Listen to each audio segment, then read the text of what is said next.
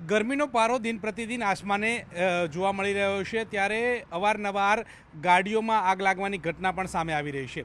ત્યારે આગ કયા કારણોસર લાગે છે તે માટે કેવી તકેદારી રાખવી જોઈએ, તે માટે જે ગાડી માટે જે એસીનું કામ કરી રહ્યા છે, ગાડી માટે જે ગેસ ફિટિંગનું કામ કરી રહ્યા છે, તેમની સાથે વાત કરીશું।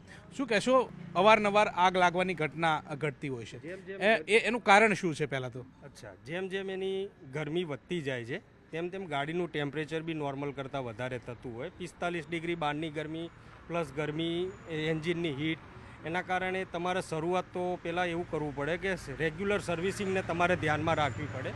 સર્વિસિંગમાં તમારે ઓઇલ લીકેજ છે, પેટ્રોલ લીકેજ છે, ગેસ લીકેજ છે કે કંઈ પણ તમારે કોઈ બી જગ્યાએથી પાણી લીકેજ થાય છે, એ સંપૂર્ણ તમારે એક વખત ઉનાળો ચાલુ થતાં પહેલાં સંપૂર્ણ સર્વિસ અને એનું ચેકિંગ કરાવી લેવું જોઈએ। ચેકિંગ કરાય તદુપરાંત કંઈ લીકેજ કે એવું કંઈ લાગતું હોય તો ઉનાળા દરમિયાન એ બધું કમ્પ્લીટ તમારે મેન્ટેન કરાવી લેવું જરૂરી છે, કે ઓઇલ પાણી લીકેજ બીકેજ આ બધું જો કમ્પ્લીટ હોય તો તેનાથી આ ગરમીમાં તમારી ગાડીમાં આગ લાગવાની શક્યતા નહીવત રહી શકે એમ।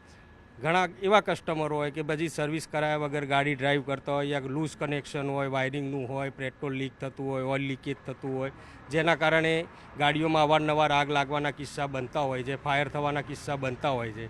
જો એનાથી બચવું હોય તો ઉનાળો શરૂઆત થાય તે પહેલાં એક વખત તમારી ગાડી કોઈ બી નજીકના વર્કશોપ યા કોઈ બી ડીલરને ત્યાં લઈ જઈને સંપૂર્ણ એની ચેક પોઈન્ટ બધા ચેક કરાવી અને એનું બધું કમ્પ્લીટ સર્વિસિંગ જોવડાવી લેવી જોઈએ। આ આગ લાગવાની ઘટના સામે આવતી હોય છે, એની પાછળ કયા કયા કારણો જવાબદાર સામે આવતા હોય છે? જનરલી આપણા એનું વેધર જે પ્રમાણે છે એ પ્રમાણે ડસ્ટ એટલી બધી ભરાતી હોય, ઉડતી હોય, જે બધી તમારા રેડિએટરમાં, કન્ડેન્સરમાં કે તમારી ગાડીમાં બધે બી એ ચોંટતી હોય, જેના કારણે પાણી અડતા એમાં શું થાય કે એનો ખાર જામી જાય, ક્ષાર જામી જાય, રેડિએટર ચોકઅપ થાય, રેડિએટર ચોકઅપ થવાથી ગાડી પાણી ફેંકી દે, ગાડી ઓવર હીટિંગ થાય, ઓવર હીટિંગના કારણે તમારી ગાડી ગમે ત્યાં રેડ ગેસકેટ પાણી ફેંકીને એ ગરમ થઈ જાય। એ જો કસ્ટમરને ધ્યાનમાં ના આવે ને એમાં ડ્રાઈવ કરે તો પણ ગાડીમાં આગ લાગવાના ચાન્સીસ છે। પછી અમુક જે એક્સ્ટ્રા વાયરિંગ તમે બહારથી જે કરાવો છો કે હેડલાઇટ બલ્બનું છે કે એ છે, એવા 2-4 કિસ્સા એવા બી આવ્યા છે કે વાયરિંગના લીધે બી ગાડી ફાયર થાય છે, કેમ કે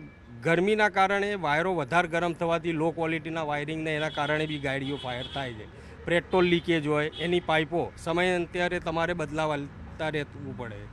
જો પાઇપો લીકેજ થઈ ગઈ હોય, હાર્ડ થઈ ગઈ હોય, બરડ થઈ ગઈ હોય તો તમારે રેગ્યુલર સર્વિસિંગમાં એ પોઈન્ટ ખાસ તમારા મિકેનિકને આપી ચેક કરાવી અને એ રિપ્લેસ કરાવવી જોઈએ। ચોક્કસથી તો જે પ્રકારે જે વાહનો હોય છે તે ઉનાળાની શરૂઆતમાં એક તો બહારની ગરમી હોય છે ને સાથે તે જે એન્જિન હોય છે તે પણ ગરમી ફેંકતું હોય છે, આમ ડબલ ગરમી થતી હોય છે ને તેના કારણે આ પ્રકારના કિસ્સા જે છે તે બનતા હોય છે। પરંતુ તકેદારી રાખવી જોઈએ અને ત્યારબાદ જે એન્જિન અને સર્વિસની જે બાબતો જે છે તેમાં પૂરતી તકેદારી રાખવામાં આવે તો આ પ્રકારના કિસ્સામાંથી બચી શકાય છે। કેમેરા પર્સન હરીશ શર્મા સાથે ગૌતમ શ્રીમાળી, ન્યૂઝ 18 ગુજરાતી, અમદાવાદ।